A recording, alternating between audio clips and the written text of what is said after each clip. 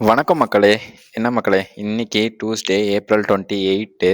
So, இன்னைக்கு பார்த்தீங்க அப்டின்னா, மார்க்கெட்டு ஒரு கம்ப்ளீட் எமோஷனல் ரோல் கோஸ்டரா வந்து இருந்திருக்கு. ஸோ, இத பத்தி எல்லாமே பார்ப்போம். மார்னிங் ஒரு கேப் அப் ஆச்சு.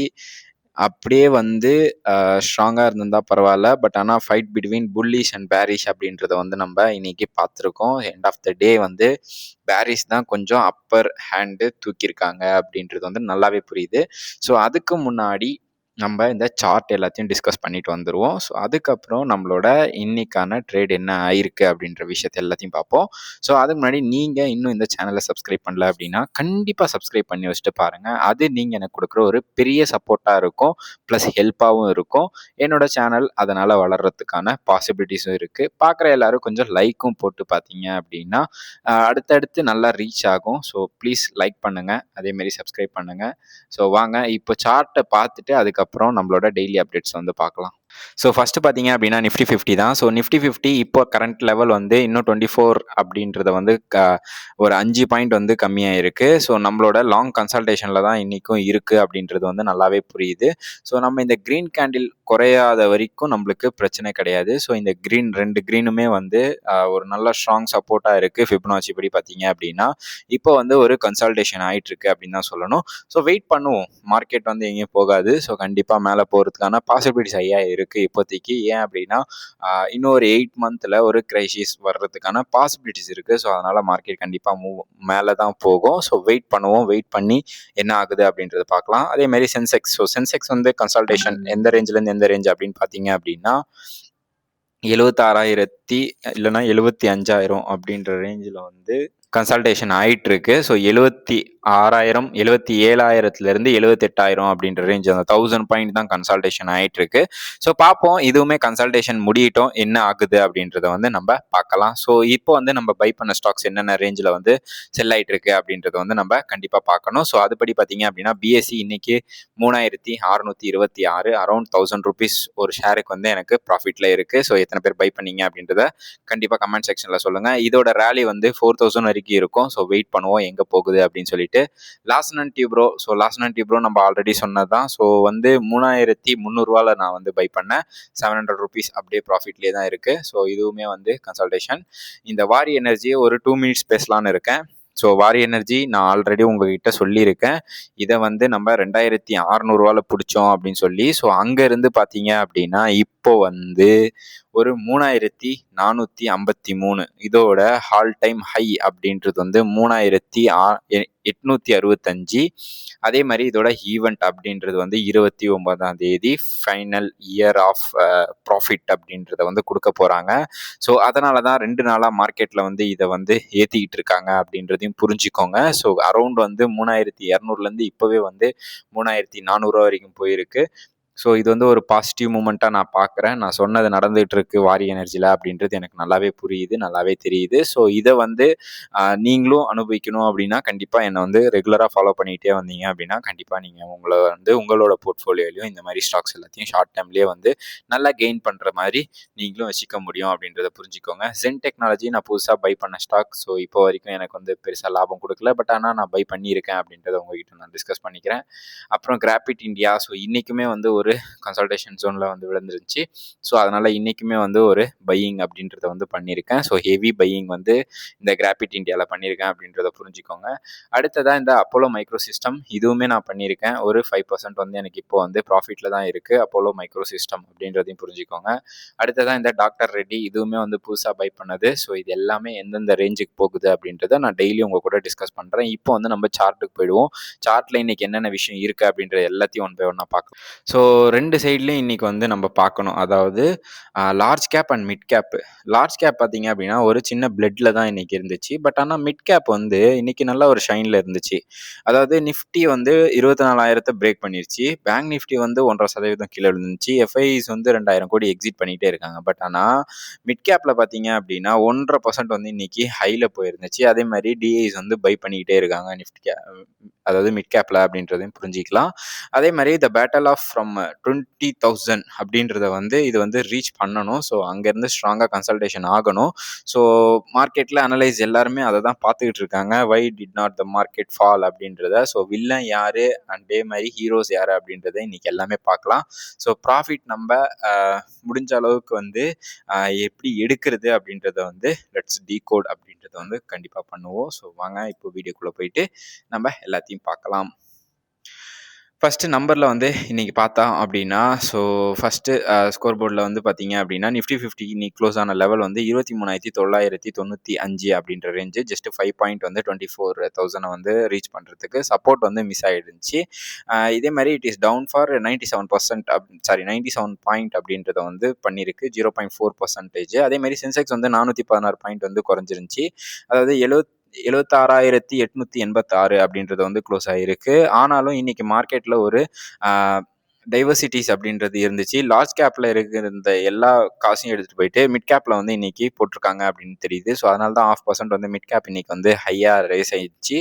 ஸோ நல்லாவே வந்து பிச் ஆகி அதேமாதிரி க்ளோஸும் ஆகிருக்கு அப்படின்றது தான் நம்ம பார்க்கணும். ஸோ ஸ்மார்ட் மணி இப்போ லார்ஜ் கேப்பில் இருந்து மிட் கேப்புக்கு ஷிஃப்ட் ஆகிட்டு இருக்கு அப்படின்றது வந்து நல்லாவே இதனால புரியுது அப்படின்றதையும் நம்ம புரிஞ்சுக்கணும்.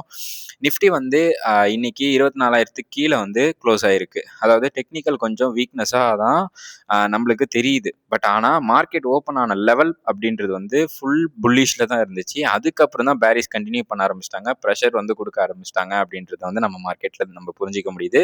க்ளோசிங்கில் வந்து ஹெவி செல்லிங் ப்ரெஷர் வந்து புல்லிஷை வந்து திரும்ப வச்சிருக்கு.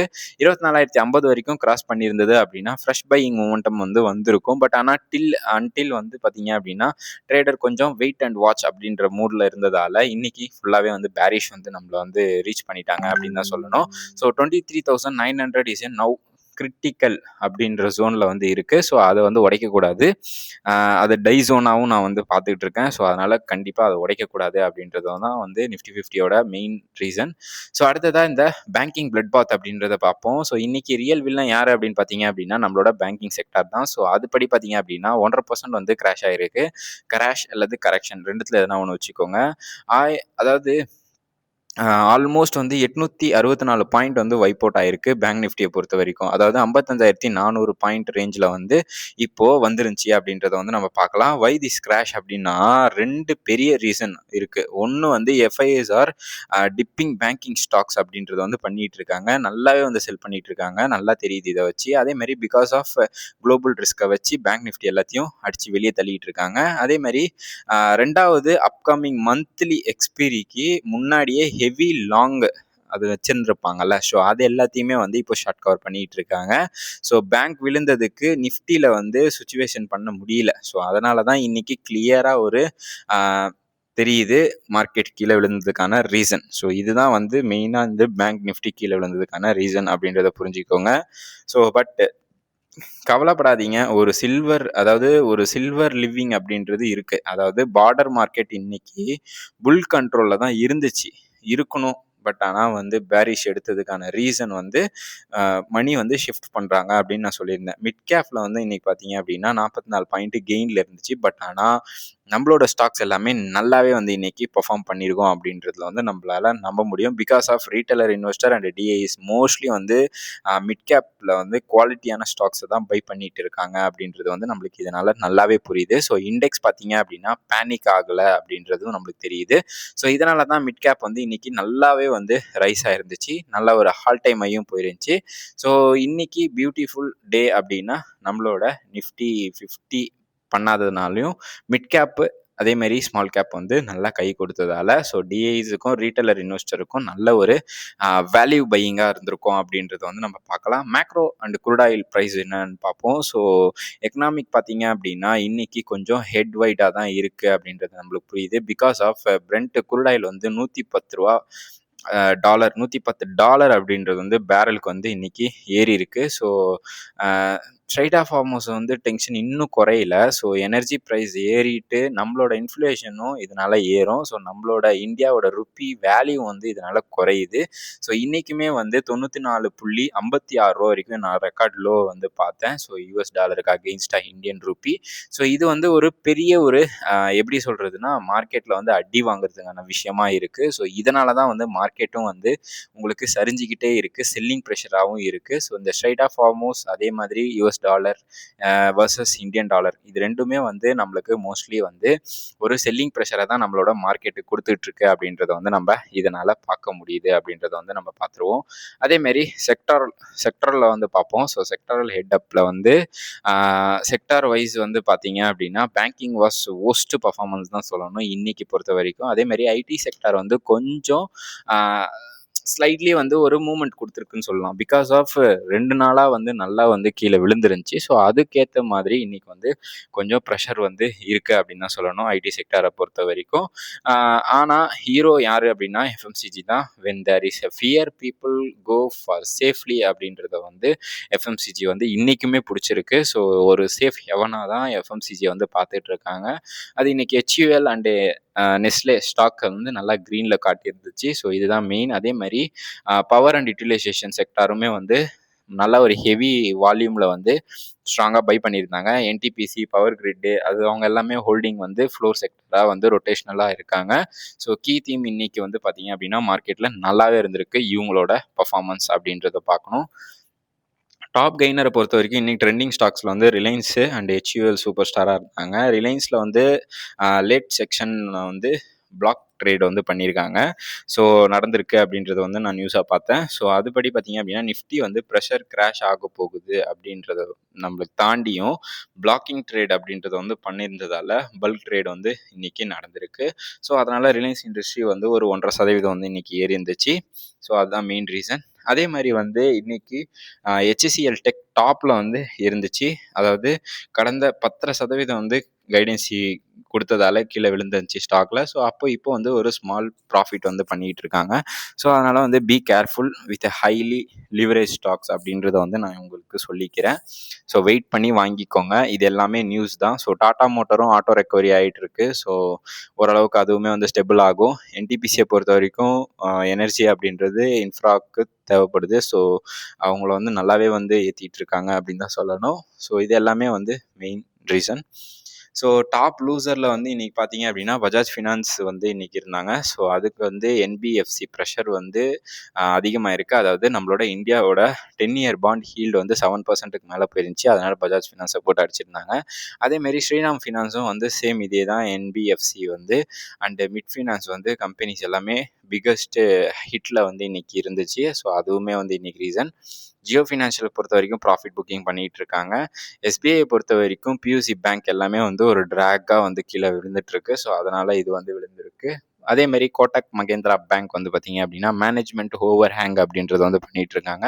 மேனேஜ்மெண்ட் டிரான்ஸ்மிஷனோட கன்சர்ன்ஸ் பார்த்தீங்க அப்படின்னா வீக்னஸாக இருக்குது. ஸோ காம்பனன்ட்ஸ் அப்படின்றது வந்து பெயின்ஃபுல்லாக இருக்குது அப்படின்றதால கோட்டக் பேங்க் வந்து அடிச்சிருக்காங்க. இன்ஃபோசிஸை பொறுத்த வரைக்கும் கைடன்சி ஓவர் ஹேங் அப்படின்றத வந்து பண்ணியிருந்தாங்க. ஸோ அதுபடி ரீசன் வந்து இன்னைக்கு கீழே விழுந்ததுக்கான மெயின் ரீசன் இன்ஃபோசிஸ்.